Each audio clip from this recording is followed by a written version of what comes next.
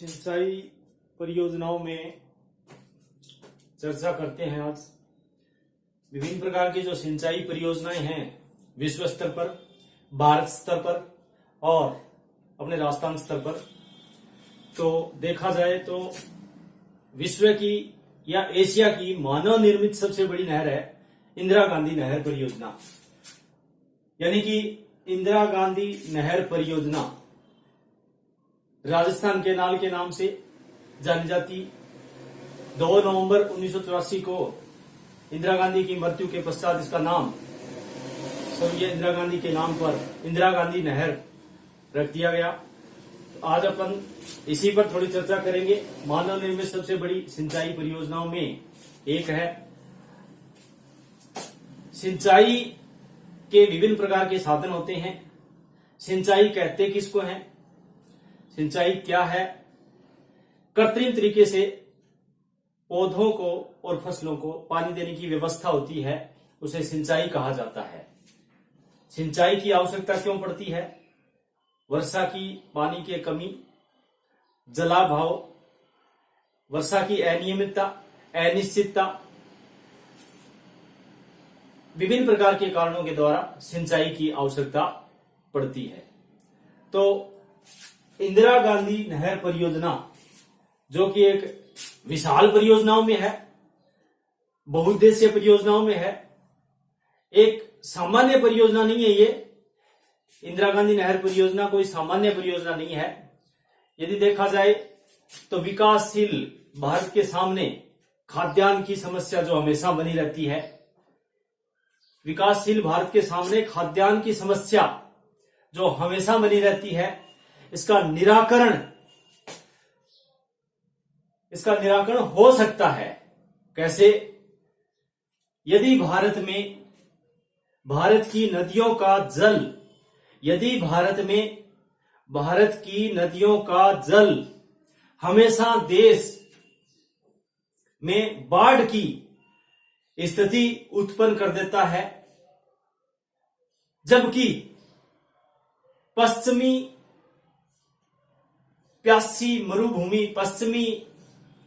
जो मरुस्थल है उसकी प्यासी भूमि में पानी का अभाव बना रहता है। एक तरफ तो अतिवृष्टि और एक तरफ अनावृष्टि। कहने का तात्पर्य एक तरफ बाढ़ आ रही है और जो पूर्वी भारत में तो बाढ़ आ रही है, पश्चिमी भारत है बिल्कुल प्यासा है। तो इस पानी को मरुभूमि में उपलब्ध कराया जाए। जो बाढ़ का पानी है उसको मरुभूमि में उपलब्ध कराया जाए तो यहां का भूदृश्य बदल सकता है। पश्चिमी भारत का या थार के मरुस्थल का या रेगिस्तान का भूदृश्य बदल सकता है। अतः पंजाब व हिमाचल प्रदेश की नदियों का जल यदि राजस्थान में लाया जाए और उस जल को राजस्थान में ला करके और यहाँ के विस्तृत मरुस्थल को हरा भरा करने का जो भागीरथी एक प्रयास है, जो प्रयास किया जा रहा है, भागीरथी एक हरा भरा करने का, इस प्रयास का नाम ही राजस्थान नहर परियोजना या इंदिरा गांधी नहर परियोजना है। कहने का तात्पर्य कि इंदिरा गांधी नहर परियोजना श्रीमती इंदिरा गांधी की मृत्यु के पश्चात उनकी याद में राज्य सरकार ने 2 नवंबर 1984 को इसका नाम बदल करके एक अधिसूचना जारी करके और उसका नाम बदल करके राजस्थान नहर परियोजना के जगह इंदिरा गांधी नहर परियोजना कर दिया। उसके बाद में 2 नवंबर 1984 के बाद में राजस्थान नहर को इंदिरा गांधी नहर परियोजना के नाम से ही जाना जाता है। यह एक सामान्य सिंचाई परियोजना नहीं है। यह नहर अपने आकार, लंबाई क्षमता और सिंचित क्षेत्र, क्षमता और सिंचित क्षेत्र, निर्माण सामग्री की मांग, निर्माण सामग्री की मांग, जनशक्ति, यानी कि कहने का मतलब है कि विभिन्न प्रकार की जो दृष्टिकोण है, विभिन्न प्रकार का जो दृष्टिकोण है उसमें विश्व की वृहद परियोजनाओं की श्रेणी में यह परियोजना आती है। इस नहर क्षेत्र में, जो इंदिरा गांधी नहर क्षेत्र है, इस क्षेत्र में राजस्थान के गंगानगर, हनुमानगढ़, बीकानेर, जैसलमेर तथा बाड़मेर जिले सम्मिलित हैं। कहने का मतलब है जो भारतीय थार मरुस्थल के पश्चिम में जो जिले आते हैं उनमें इस क्षेत्र में कुल भूभाग के 20% से भी कम भूभाग पर मुख्यतः खरीफ की फसल होती है। और इसका विशेष करके जो गंगानगर, हनुमानगढ़, बीकानेर और जैसलमेर जिलों में जो इसका विस्तार है वो क्षेत्र मरुभूमि में पूर्णतः फैला हुआ है।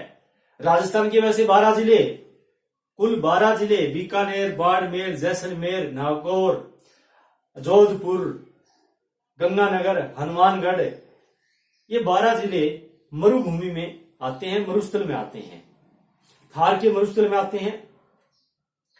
और इस जो 20% से कम का जो भूभाग है उसमें मोटे अनाज वाली, जिसको बोलते हैं अपने, खरीफ की फसल ही पैदा की जाती है क्योंकि पानी का अभाव है। यदि देखा जाए तो इंदिरा गांधी नहर परियोजना का सूत्रपात कहां से हुआ, ये शुरू कहां से हुई, किस प्रकार से? वैसे 1927 जो बीकानेर में गंग नहर से ही इसको प्रेरणा मिली।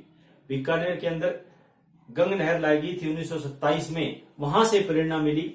तो इस योजना का सूत्रपात देखा जाए तो 1927 से गंग नहर के निर्माण से विशेष करके परियोजना। इंदिरा गांधी नहर का जो सुझाव है वो तत्कालीन बीकानेर राज्य के सिंचाई इंजीनियरिंग श्री कंवर सेन ने 1948 में भारत सरकार के समक्ष एक प्रतिवेदन प्रस्तुत किया और इस प्रतिवेदन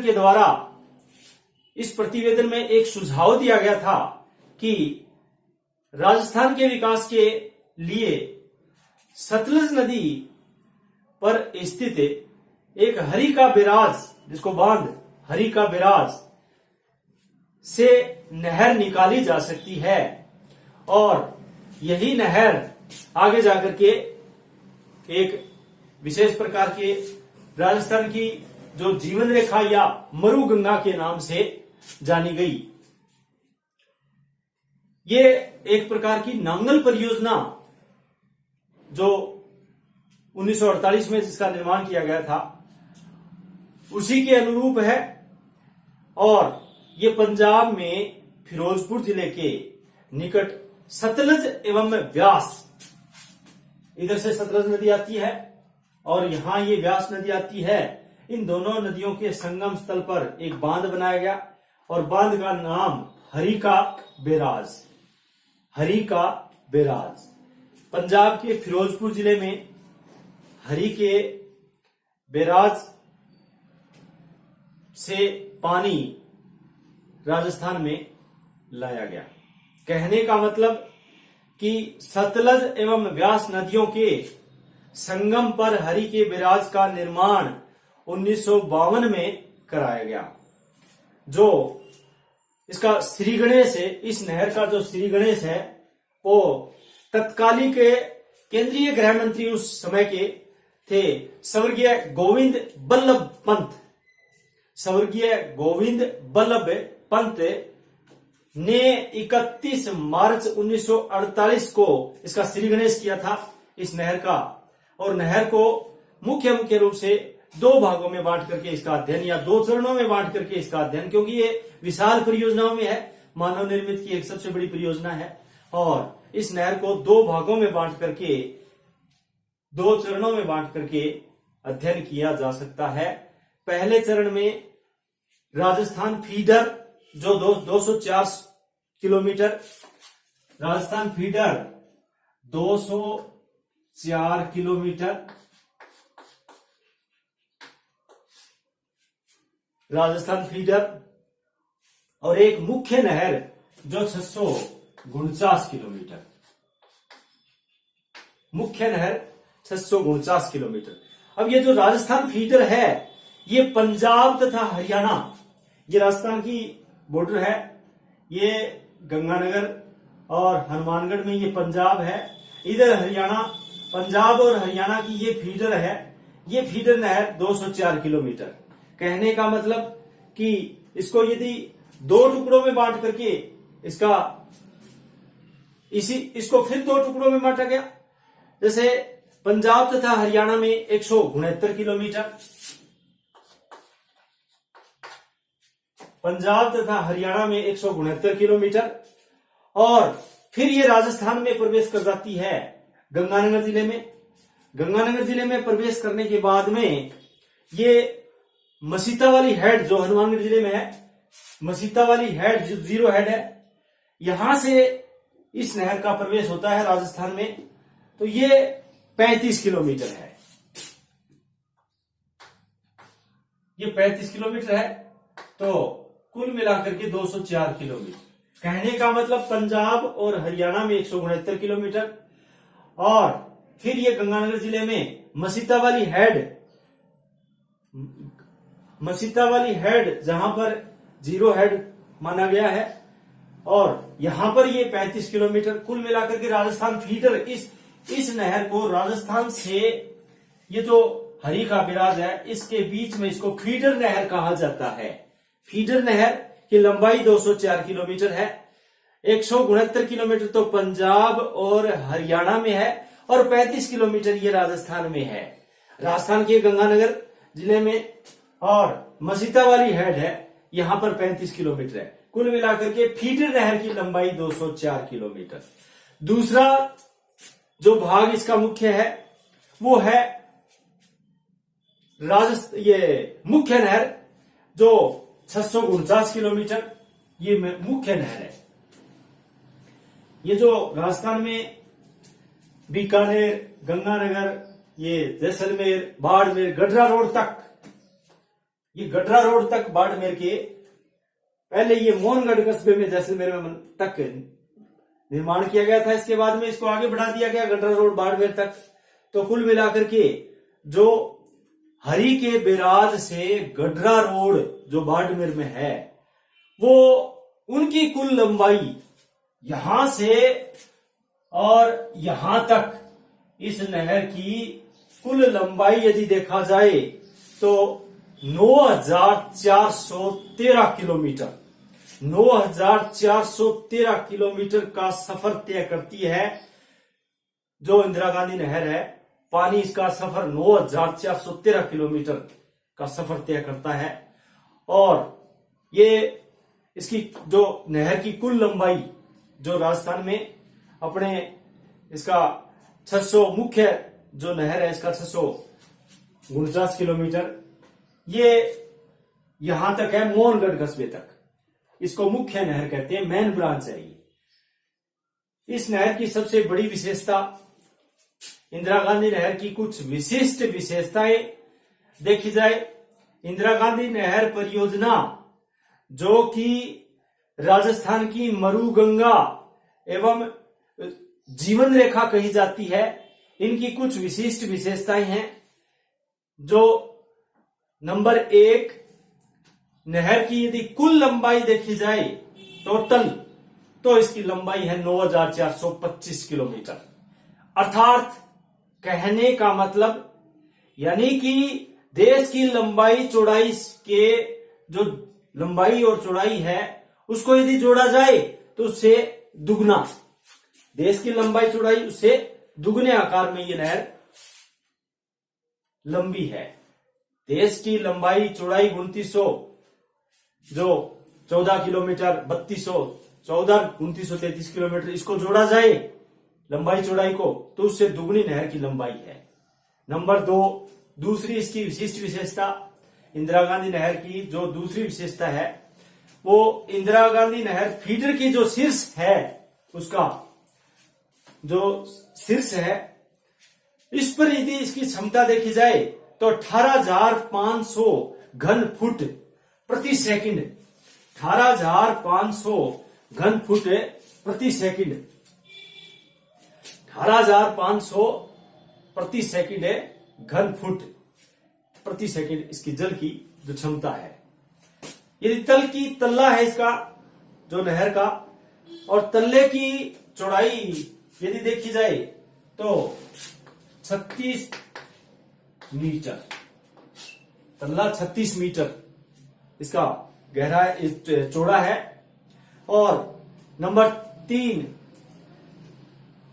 इंदिरा गांधी जो नहर है उसका जो फीडर है उसकी शीर्ष पर यदि इसकी चौड़ाई देखी जाए शीर्ष पर तो 6.4 मीटर है, 6.4 मीटर है। पानी का यदि वार्षिक उपयोग देखा जाए तो 76 लाख एकड़, कहने का मतलब यानी कि 120 फुट ऊंचे जलाशय के बराबर है। 120 फुट ऊंचा जो जलाशय बनाया जाता है उसके बराबर ये जो पानी का वार्षिक इसका उपयोग होता है। यानी कि नेक्स्ट इसकी विशिष्ट विशेषता, मुख्य नहर के ऊपर जो मेन इसकी मुख्य नहर है, इसके ऊपर यानी जो मेन मुख्य नहर है इसके ऊपर हर 2.5 किलोमीटर की दूरी पर पुल है। हर 2.5 किलोमीटर की दूरी पर पुल का निर्माण किया गया है और प्रत्येक पुल पर एक घाट बनाया गया है, एक घाट बनाया गया है। यानी मुख्य नहर के ऊपर हर 2.5 किलोमीटर पर 2.5 किलोमीटर की दूरी पर एक पुल है और उस पुल पर घाटों का निर्माण किया गया है प्रत्येक पर। नहर के निर्माण पर मिट्टी का कार्य यदि देखा जाए, मृदा, नहर के निर्माण पर यदि मृदा मिट्टी का जो निर्माण कार्य है वो देखा जाए, मिट्टी का जो उपयोग देखा जाए, इससे खोद करके निकालना मिट्टी का उपयोग, तो 39 करोड़ घन मीटर यानी कि एवरेस्ट की ऊंचाई के बराबर, माउंट एवरेस्ट की जो ऊंचाई है उसके बराबर मिट्टी का उपयोग, 39 करोड़ घन मीटर मृदा का उपयोग इसका।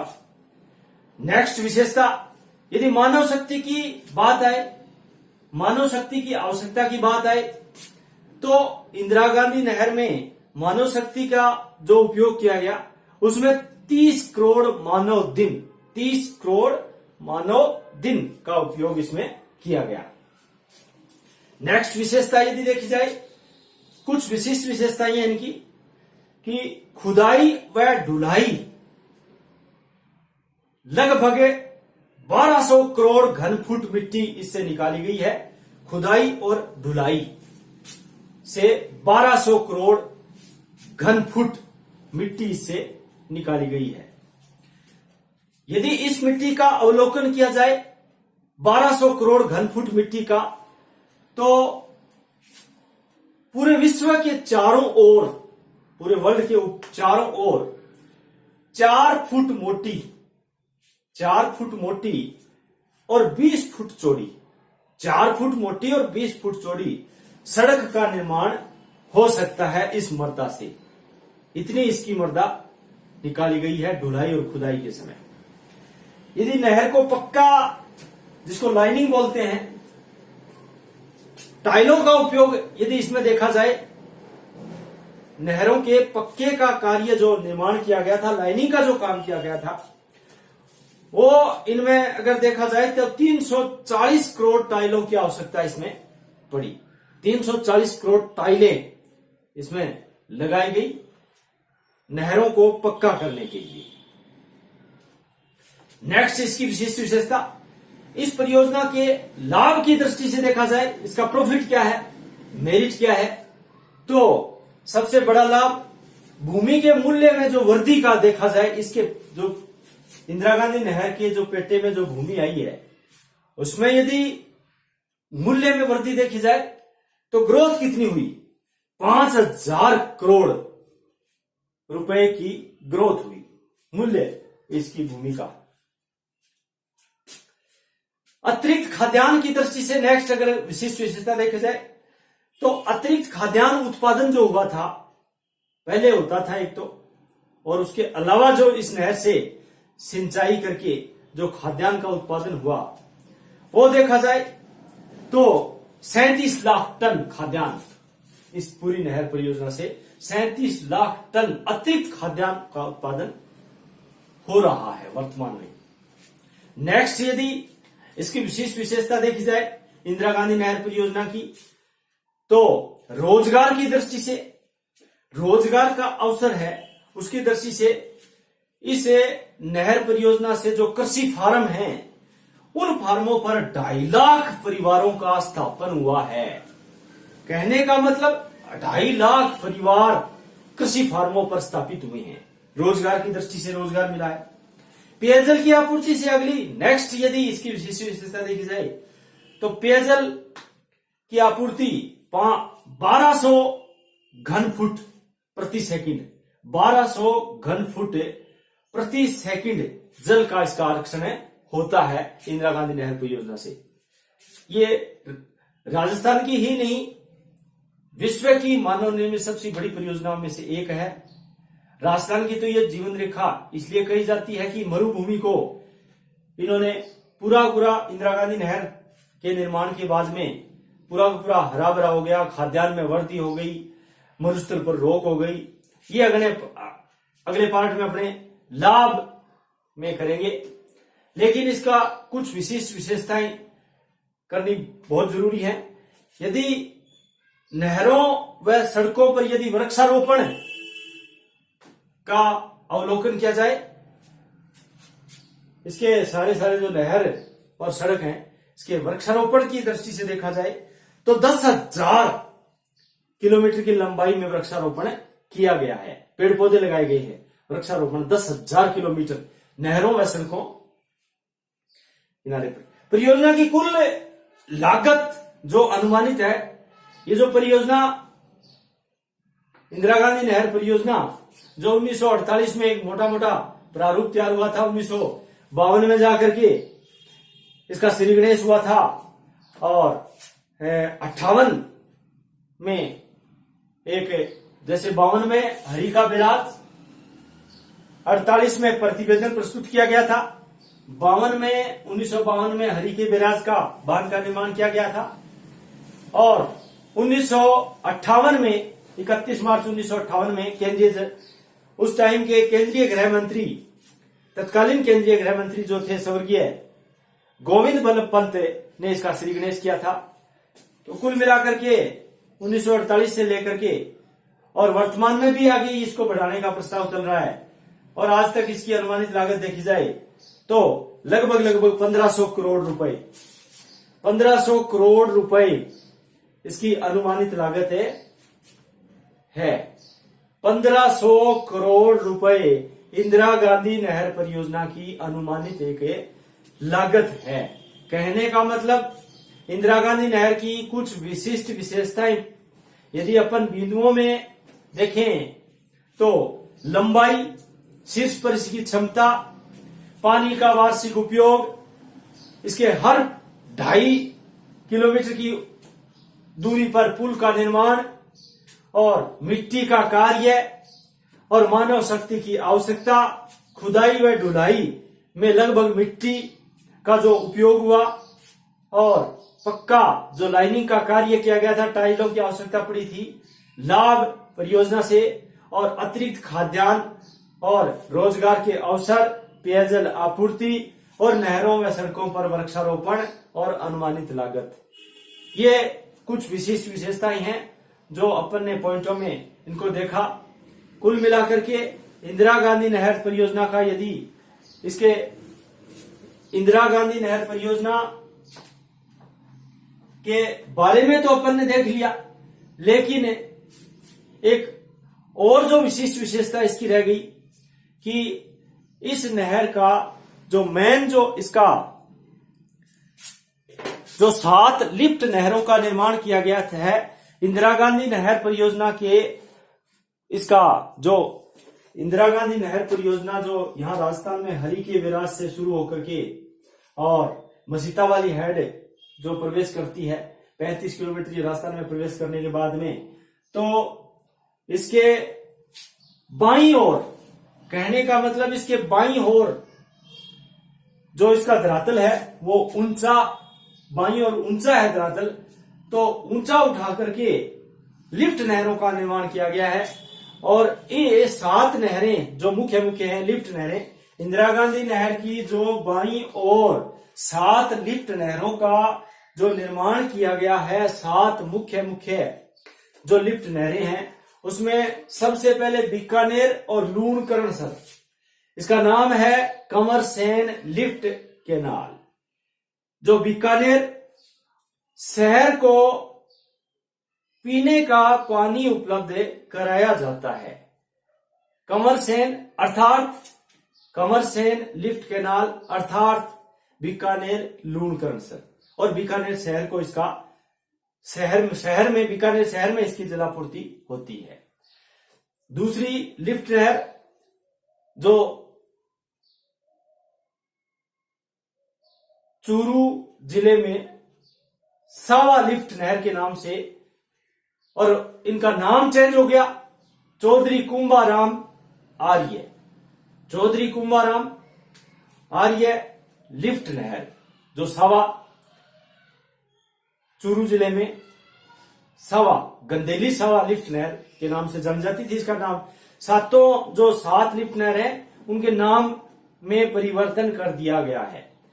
पहले सीधी थी बीकानेर लूणकरणसर लिफ्ट नहर, सावा गंदेली लिफ्ट नहर, लेकिन बीकानेर लूणकरणसर का नाम कंवरसेन और सावा गंदेली का नाम चौधरी कुंभाराम लिफ्ट नहर। तीसरी जो गजनेर बीकानेर में, और इसका नाम परिवर्तन करके पन्नालाल बारूपाल लिफ्ट नहर कर दिया गया। पन्नालाल बारूपाल अर्थात गजनेर लिफ्ट नहर। पन्नालाल बारूपाल ये बीकानेर का जो कोडमदेसर है, कोडमदेसर तक इसको बढ़ाया गया है और बीकानेर और नागौर जिले इससे लाभान्वित हो रहे हैं, पेयजल आपूर्ति इससे की जा रही है। चौथी लिफ्ट नहर जो कोलायत बीकानेर में है, पहले ये कोलायत के नाम से जानी जाती थी, लेकिन डॉक्टर करणी सिंह लिफ्ट नहर कर दिया गया, इसका नाम बदल करके डॉक्टर करणी सिंह अर्थात कोलायत लिफ्ट नहर। पांचवी ये जो कोलायत है, जो करणी सिंह है, ये जोधपुर और बीकानेर जिलों को इससे लाभ मिल रहा है। जिले भी साथ साथ में कौन कौन से जिले किस लिफ्ट नहर से लाभान्वित हो रहे हैं, पेयजल आपूर्ति हो रही है। अगली पांचवी जोधपुर में फलोदी, पहले इसको फलोदी लिफ्ट नहर के नाम से जाना जाता था, लेकिन इसका नाम चेंज करके गुरु जम्बेश्वर फलोदी जोधपुर में, जोधपुर शहर को या जोधपुर जिले को इसका लाभ मिल रहा है। छठी लिफ्ट नहर पोखरण जैसलमेर में, पोखरण लिफ्ट नहर के नाम से जानी जाती थी, लेकिन वर्तमान में इसको जय नारायण व्यास अर्थात पोखरण जय नारायण व्यास लिफ्ट नहर के नाम से जाना जाता है। ये जैसलमेर या जोधपुर को पानी उपलब्ध कराती है। और सातवीं जो लास्ट इसकी बाईं और लिफ्ट नहर है वो बांगड़सर, विशेष करके बीकानेर का जो बीकानेर को पानी उपलब्ध जो कराया जाता है बांगड़सर, और इसका नाम चेंज करके वीर तेजाजी अर्थात बांगड़सर लिफ्ट नहर। इस प्रकार से ये 7 नहरें हैं, कंवरसेन, चौधरी कुंभाराम, पन्नालाल बारूपाल, डॉक्टर करणी सिंह, गुरु जम्बेश्वर, जय नारायण व्यास और वीर तेजाजी। कहने का मतलब बीकानेर लूणकरणसर, कंवरसेन, चौधरी कुंभाराम सावा गंदेली, डॉक्टर करणी सिंह कोलायत और गुरु जम्बेश्वर फलोदी और जय नारायण व्यास पोखरण और वीर तेजाजी बांगड़सर। ये 7 नहरें जो बाईं ओर इसका धरातल ऊंचा है, तो 7 लिफ्ट नहरों का निर्माण किया गया है। इंदिरा गांधी नहर परियोजना की यदि मूल्यांकन की दृष्टि से देखा जाए, इसका मूल्यांकन किया जाए इंदिरा गांधी नहर परियोजना का, यानी कि आईजीएनपी, इंदिरा गांधी नहर परियोजना आईजीएनपी का मूल्यांकन यदि किया जाए, तो मूल्यांकन के तौर पर इसको देखा जाए तो सिंचाई के क्षेत्र में इसको लाभ हुआ है और कृषि उपज में वृद्धि हुई है और रेगिस्तान के जो प्रसार है उसमें रुकावट आई है। विद्युत जल की सुलभता, यानी कहने का मतलब है कि जो जल है वो आसानी से उपलब्ध हो गया और अकाल पर रोक, विद्युत का उत्पादन होने लग गया और पशु उद्योग इससे विकसित हो गया। यानी कहने का मतलब है कि ऊंट, ऊन, चमड़ा उद्योग विकसित हुए हैं। मत्स्य व्यवसाय विकास हुआ है, अधिवासों का विस्तार हुआ है और खनिज शोषण, कहने का मतलब खनिजों का अधिक विस्तार हुआ है। जिप्सम, नमक, यहाँ इस क्षेत्र में जिप्सम है, नमक है, इमारती पत्र है और जैसे तेल एवं गैस, प्राकृतिक जो पेट्रोल है उनकी प्राप्ति हुई है। भविष्य में देखा जाए तो खनिजों के व्यवसाय में भविष्य इसका उज्जवल दृष्टिकोण होता है। यातायात का विकास हुआ है, औद्योगिक विकास हुआ है और औद्योगिक विकास के साथ साथ पर्यटन विकास भी हुआ है और कमांड क्षेत्र के में भी विकास हुआ है, अर्थात समग्र विकास। समग्र विकास का मतलब कि इसमें यह जो इंदिरा गांधी नहर परियोजना है यह क्या करती है, समग्र विकास हेतु एक वरदान सिद्ध हुई है। इसके मूल्यांकन की दृष्टि से देखा जाए तो इन कहने का मतलब है कि इंदिरा गांधी नहर परियोजना है उनसे कई प्रकार के लाभ ज्यादा हुए हैं। एक इससे सबसे बड़ी जो हानि हुई है वो सेम की समस्या, इसके पेटे में आने वाली भूमि जल प्लावन की समस्या, धरातल जल से भर गया, तो ये सेम की समस्या इससे उत्पन्न हो गई है। ये पूरा एरिया है जो सेम की समस्या में, इसको जल प्लावन बोलते हैं। जल भराव की क्षमता, यानी जल उत्पन्न की समस्या जिसको सेम कहते हैं। सतही धरातल का जल है वो ऊपर आने लग गया और इसमें क्षारीय और पानी है वो पूरा जैसे मकान, घर, सूरतगढ़ के बड़ोपल और इधर हनुमानगढ़ का राउतसर कस्बा में सेम की समस्या से ग्रसित हो गए। ये सबसे बड़ी इसकी हानि है, यानी भूमि ऊसर हो गई, अनुपजाऊ हो गई और बाकी इसके लाभ ज्यादा है, हानि कम है। पूरे राजस्थान को हरा भरा करने में ये एक वरदान सिद्ध हुई है। मरुस्थल के प्रसार पर रोक लगा है, इसीलिए इस परियोजना को एक जीवन रेखा कहा जाता है। धन्यवाद। जय भारत, जय हिंद।